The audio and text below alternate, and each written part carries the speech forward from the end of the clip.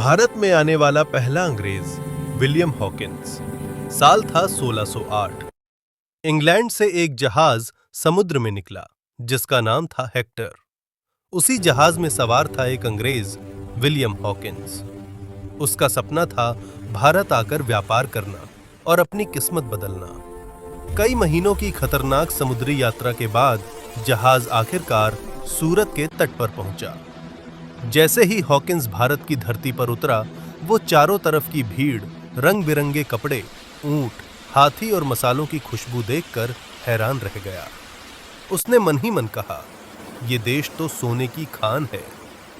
कुछ समय बाद हॉकिंस को मुगल सम्राट जहांगीर के दरबार में ले जाया गया। वहां सोने का सिंहासन, शाही साज सज्जा और सैनिकों की कतार देखकर वो चकित रह गया। जहांगीर ने पूछा, तुम कौन हो? हॉकिंस ने झुककर जवाब दिया, मैं इंग्लैंड से आया व्यापारी हूं और भारत में व्यापार करना चाहता हूं। हॉकिंस को फारसी भाषा आती थी, जिससे जहांगीर उस पर काफी प्रभावित हुआ और दोनों में अच्छी दोस्ती हो गई।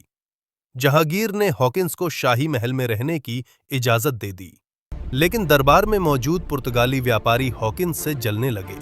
उन्होंने जहांगीर के कान भरने शुरू कर दिए कि ये अंग्रेज खतरनाक है और धोखा दे सकता है। धीरे धीरे माहौल बदल गया। हॉकिंस ने बहुत कोशिश की, लेकिन उसे भारत में व्यापार करने की पूरी अनुमति नहीं मिल पाई। आखिरकार दुखी मन से उसे भारत छोड़कर वापस जाना पड़ा। लेकिन हॉकिंस के जाने के बाद कहानी खत्म नहीं हुई। उसके बाद एक एक करके कई अंग्रेज भारत आने लगे और फिर आई ईस्ट इंडिया कंपनी। धीरे धीरे अंग्रेजों ने अपनी ताकत बढ़ाई और आगे चलकर पूरे भारत पर राज किया। इस तरह याद रखिए, 1608 में विलियम हॉकिंस भारत में आने वाला पहला अंग्रेज था। एक अकेला आदमी आया और उसने इतिहास की दिशा बदल दी। भारत में पहला अंग्रेज। विलियम हॉकिंस से पूछे जाने वाले प्रश्न: भारत में आने वाला पहला अंग्रेज कौन था? William Hawkins.